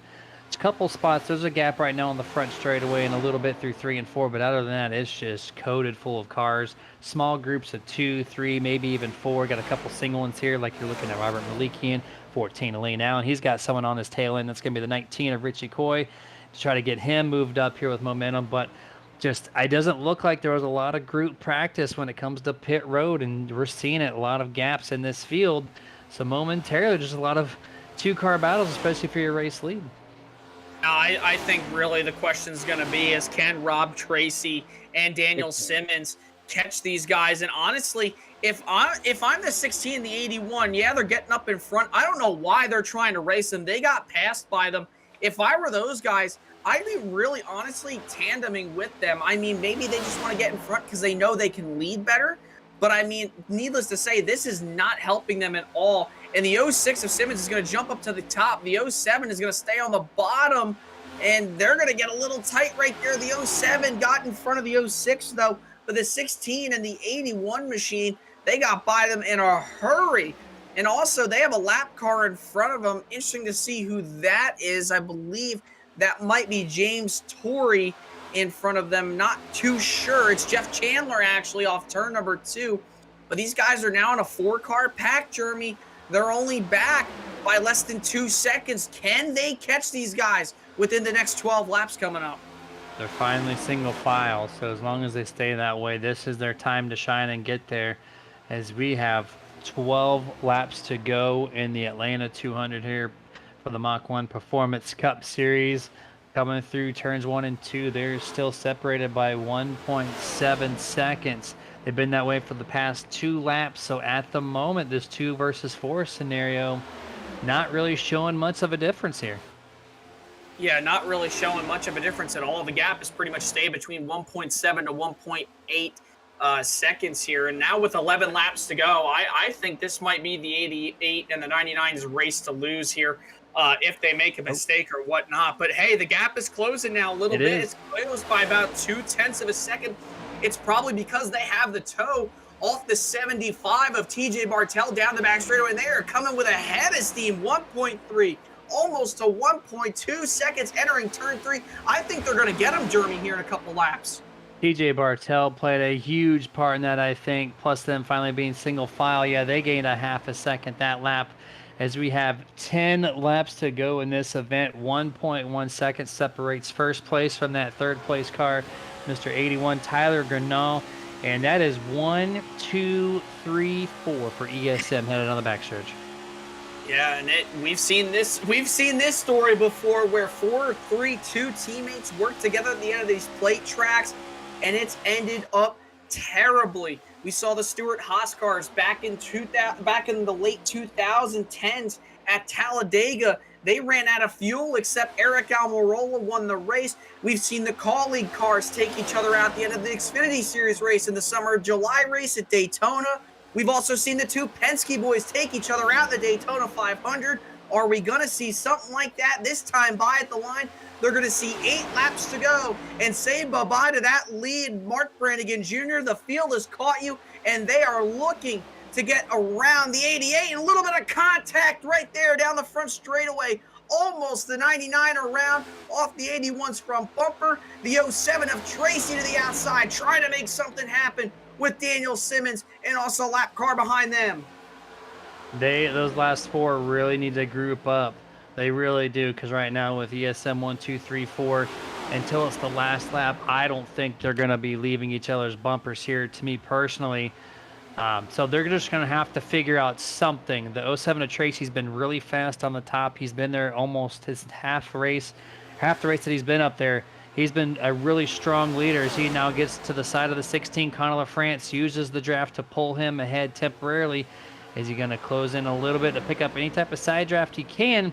But that side draft pulled the 16 away from the 81's bumper. So now it's a 2-1-3 scenario here. But being side by side, these 3 guys in front all of a sudden have the advantage. Because these two are side by side, and now with 6 laps to go, the question is going to be, can Daniel Simmons get in front of Conor LaFrance here? They're going to work their way down the back straightaway off turn 2 here. Surely enough, those guys are not going to come off the bottom. They will, because they want the 16 to have that toe. He's not going to side draft. He still has the momentum. If anything, this is helping those 3 guys up in the front of the field, and Conor LaFrance has to bite the bullet for ESM. But if it means getting ESM to victory lane, he's going to have to do it. These guys also are going to have a tow up in front. They have 3-lap cars exiting turn number 2, so that's going to help them even more. It looks like Simmons might be able to clear the 16 here, though, off turn number 2. He will. So these guys are going to get in line, and they're going to have to run down the leaders very, very quickly. This time by, they'll see 4 to go at the line. Did that work enough to clear them, or does the 16 not go to the back bumper? The 06 just take the loss and say, hey, I'm not going to help you guys draft up to my teammates.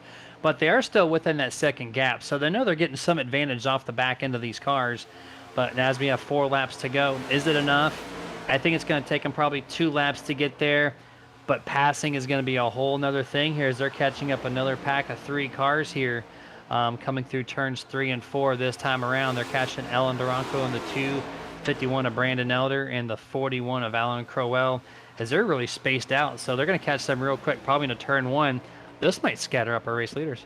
Yeah, this is definitely going to try to probably affect this race one way or another. The 16 and the 06, they got side by side behind these guys. So they're going to have to get some sort of tow, and into the wall goes one of those drivers. Believe it was the 51 of Brandon Elder, but this time by, coming around 3 and 4, they're going to see 2 to go. Duranco up and into the wall. The leaders are going to easily clear these guys, but the 07's got no help in front of him. He's not close enough to get to the 81's bumper. 2 laps to go this time by. LaFrance, what does he do with the 07? Does he go to the bottom, or does he try to pull him from the right side of his car and take all the air off and try to do an outside pass? Lap and a half left to go in this thing. The 07 cuts down quick. Conor LaFrance moves to the top. He's going to get picked up by his teammate 81 of Tyler Grinnell. Let's see if this prevails him into the 4th place position. But right now, Robert Tracy running a pretty good line here. White flag presented by nobody.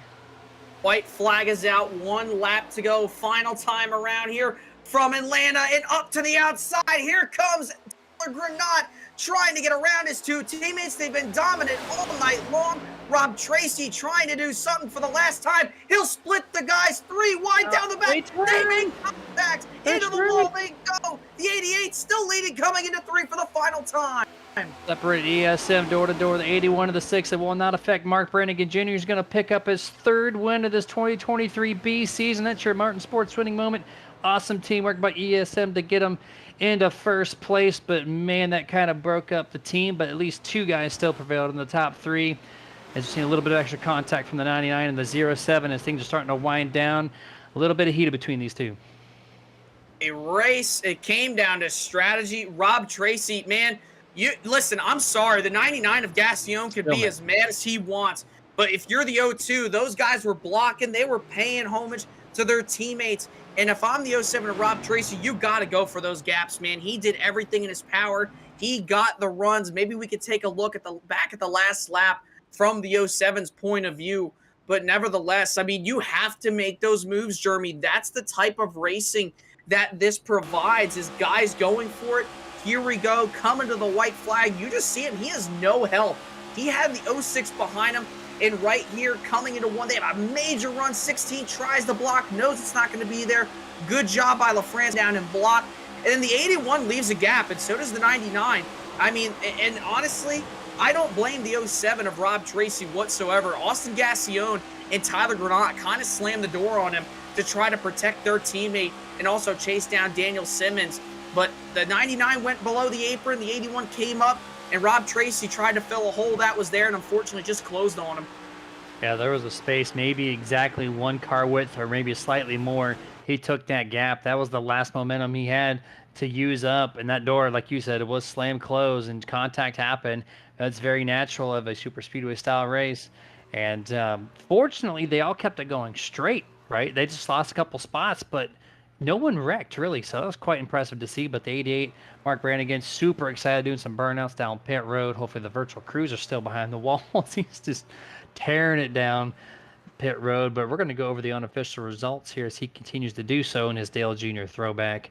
Mark Brannigan, P1. Daniel Simmons in the 06 picked up P2, virtue of the chaos there on the last lap. Tyler Grinnell in third place. Austin Gassion in fourth. Robert Tracy brings home in fifth. Sixth place belongs to Connor LaFrance. Seventh place, the 7 car, Wayne Grossi. Eighth, Robert Malikian. Richie Coyne, ninth, and Lane Allen rounds out tonight's top 10. Top 20, Ryan Hedrick, just shy of a top 10 tonight, comes home 11th. Brian Dublé comes home 12th tonight. Brody Hanna, after finishing second last week at Chicagoland, he'll finish 13th tonight. Lewis Meglin comes home 14th in the 43. Ryan Chapman finally finishes one off. Proud of him for presenting one of our onboard cams as well. He comes home in the 15th spot tonight. Alan Durango, 16th. Colby Mice comes home 17th. Tony Solari, first car, 1 lap down here on the leaderboard. He'll come home 18th. Michael Blackner comes home 19th. And TJ Bartell comes home 20th. Brandon Elder, 21st. Sherwood Williford, 22nd. 23rd, Alan Crowell. Jeff Chandler in 24th. Chris Beck, 25th. 26th, James Torrey. 27th, Stephen Hollingsworth. 28th, James Wallace. 29th, Casey Lowe and Jamie Knopp rounds out tonight's 30-car lineup for the Atlanta 200. Our time to go to full screen commercial break. Bring in our top 3 as always. We'll be back with you guys when we got them all wrangled up and ready to go.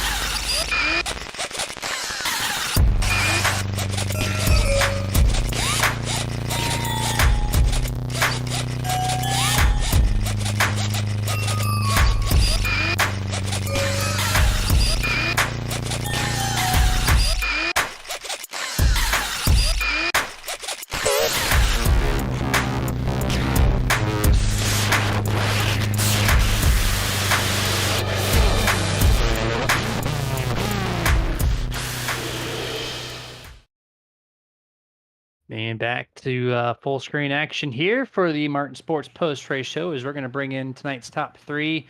Still waiting on Tyler Grinnell. So actually, we're going to bring in second place finisher, the 06 of Excel Motorsports, Mr. Daniel Simmons. Do you have a copy? Yes, sir. Daniel, man, what a race for you early on. You got part of that wreck. I think it was actually lap one there. Casey Lowe hit the wall on the outside, and I saw no car make contact with you, and your car just shot left out of a cannon, and I am surprised your crew was able to get you fully repaired up, and you brought it home in second. So just excellent job on that, and what did it take for you to get back to the front? Just pretty much luck. This super speedway stuff here, it just ain't for me. So I skipped out on running any officials or anything this week, or last week. I didn't want to mess with it and contemplated not showing up tonight, and then jumped on it the last second and loaded a setup in and didn't qualify. Lucked up and made it to the front. So seems like the less you care about these kind of races, the better off you are. Well, hey, Dan. I mean, to not have any time, man. You come home second tonight. That's got to feel good. I want to just say you guys were up against 4 of the ESM boys right there up at the end. It was basically 2, sometimes 1 against the 4 of those guys. What was y'all's plan right there for the multiple laps? You guys got past, and then you guys just kept trying to work your way up through those guys, try to split them apart. I mean, what was your plan going on throughout those last few laps? Yeah, I mean, me and Rob pitted early. We had Jamie. Jamie got caught up in that first wreck, so he was kind of spotting for both of us there a little bit. So whenever we blended back out right there, he told us that the 4 that was going to be right there together, they was going to be all teammates. So we kind of knew then we was going to kind of try to give it a run, see if we could get up there and maybe get in front of them and hold them off. Knew that was going to be a stretch, and then if that didn't work, it was wait till the last lap and pounce from both directions and see if we could make somebody slip. So, Rob, I don't know what went on right there up top, but I hate he got caught up in that. But end of the day, it's plate racing, so you got to take what you get, I guess. Yes, sir. Yeah, absolutely. And I'm on your page, man. I try to avoid the super speedways when it comes to the official stuff. And I was like, you know what? I'm going to do one race. This is my first one in 2023 period in the official, and I get wrecked out on lap 10. So I was like, yep, I'm done for the year. So I'm glad you joined in because, your last second decision brought you on P2. That's kind of awesome. So, but floor is yours. Who would you like to thank? Can you shout us before we let you go tonight? I just got to thank Rob and Jamie. They shot me to set up there at the last minute. I know they've been on all week, kind of playing around, testing different stuff. So, got to thank those guys. Without them, I wouldn't have anything to run tonight. So, I appreciate it. All right, man. Well, go ahead and enjoy the rest of your nights, and we will catch you next week. All right, thank y'all. Yes, sir. And that was 06 of Daniel Simmons, and I think Tyler Grinnell is still not going to be here. So, Jason, if you want to cue up the sounds, Mark Brannigan Jr., he's going to come into the Mach-1 Performance victory lane. Mr. Mark Brannigan Jr., congratulations on the 3rd win of the 2023 B season. Yeah, thank you. That one was not very easy.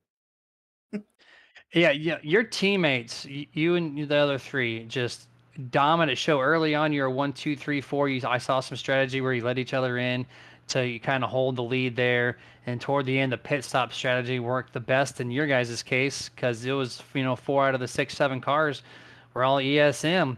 So just kind of walk us through what kind of strategy you had involved tonight, because the first time we saw you on a super speedway. We know you're bad fast on the ovals, on the 1.5 mile like normal speedways, but like what kind of preparation do you guys have to do tonight to be competitive again on the super speedways? Same thing as usual. We got the setup dialed. We knew we had to work together because there is some bigger teams in here. We're lucky that the cautions played out. We on that last pit stop, we were talking about if we should take 4 or 2. We ended up taking 2 right sides and put us out front, and then all 4 of us lined up. I knew it was going to be hard to get by all of us. Sucks what happened. Connor got walled on the last lap. Austin got dumped, but we all come home with top tens. That's pretty good. Absolutely. Yeah, and congratulations, Junebug. Love seeing that 88 back up at the front at the super speedways, like always, man. Third win of the season. We've talked about constantly Richie Coy and Fury Motorsports. They're always the ones to beat. Coming into tonight, you were third in the points, 31 points back, man. Do you think you have a real shot at chasing after Richie Coy and taking away that crown of his? Yeah, I think me and my teammate Austin both do. Richie's fast pretty much everywhere, but tonight he got P9, which is still a good finish, but it helps out in the points a lot. And I think it's going to be a challenge to get to him, but I believe we can do it. Yeah, I got all the faith that you guys can do it for sure. Just continue to show up with excellent speed. So congratulations, we're midway in this season.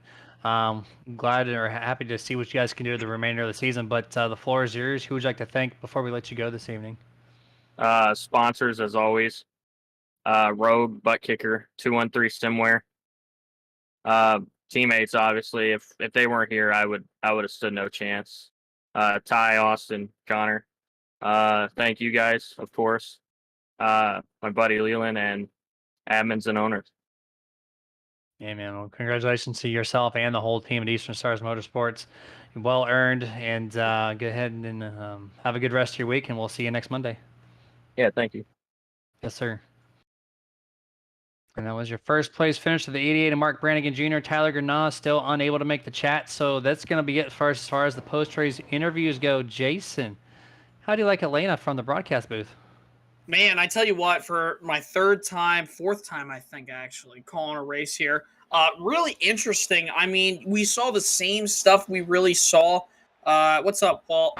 We saw a lot of the same stuff we did, back last season at Season A. Didn't see the big wrecks that we expected. And I guess that was kind of, really because of these guys. They have a year and a half, 2 years under their belt with this new Atlanta. Obviously, it didn't come out. And by the way, folks, this new Atlanta didn't get released until the second Atlanta race come time around. So these guys were still running the old Atlanta when in real life they were running the new one back last year. So it's been about a year and a half now, 2 years since that new resurfacing, obviously, the new scan came about here on iRacing. And iRacing played a big factor into making this racetrack, this reconfiguration for Atlanta.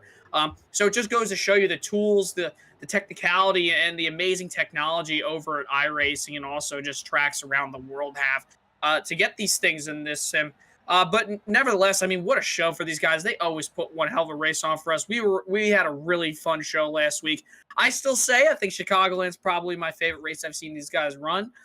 Tonight, though, no different. I mean, it came into strategy. We saw green flag pit stop, something I hadn't seen yet with the new Atlanta. So it was interesting to see guys coming in pairs, and then you saw little packs, and then you saw a massive pack come in. So everybody almost had issues coming into the pits tonight.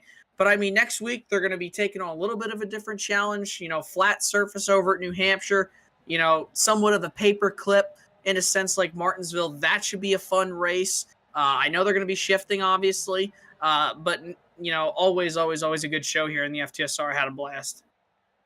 Yeah, 100% there. And I love what iRacing does with these newer tracks, building the Chicago street course, building this Atlanta track, essentially get to test all the tracks before.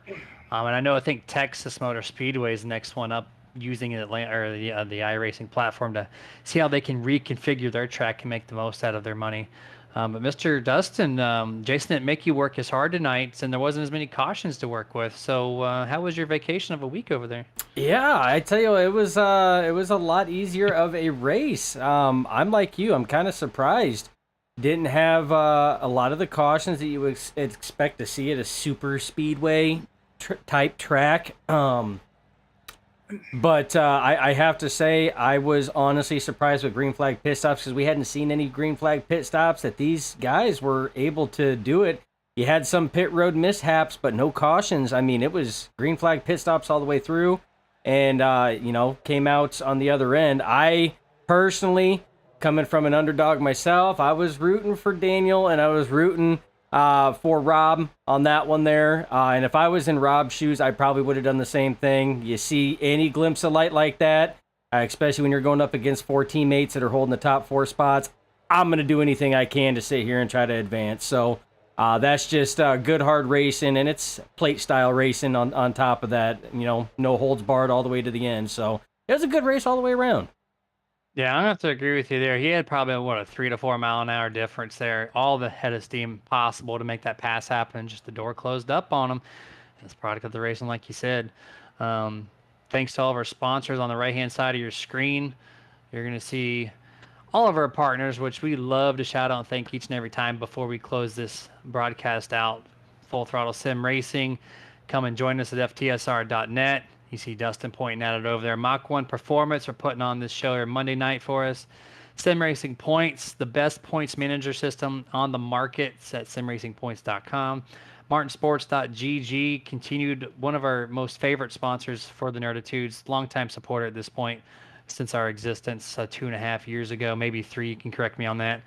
You can find them at martinsports.gg. iRacing iFlag at iRacingIFlag.com, a virtual flag system that sits on your desk, brings all the notifications from the game directly to your sim rig. And you got the Butt Kicker at thebuttkicker.com for the most realistic haptic feedback system in your chair on the market. Team Watson Racing Setups, the best quality professionally built setups for all your asphalt related tracks, and that's at teamwatsonracing.com. And then Roasted Gems, start your day the right way with the best ground coffee from roastedgems.com. Also, Nerd to the Nerditudes, on Tuesday, if we see our schedule here, we got some action on Tuesday from the RSR Speedway Series. As you know, it's kind of new. We usually do Monday and Wednesday at Full Throttle, but if you're going to tune in on this Tuesday, you're going to catch us there at the same exact time, too. So the schedule's going to stay flat Monday through Wednesday, 8:55. Join us on the splash screen, Eastern Standard Time. We will be here. And also, we're going to be here on Wednesday for the Martin Sports Truck Series as well.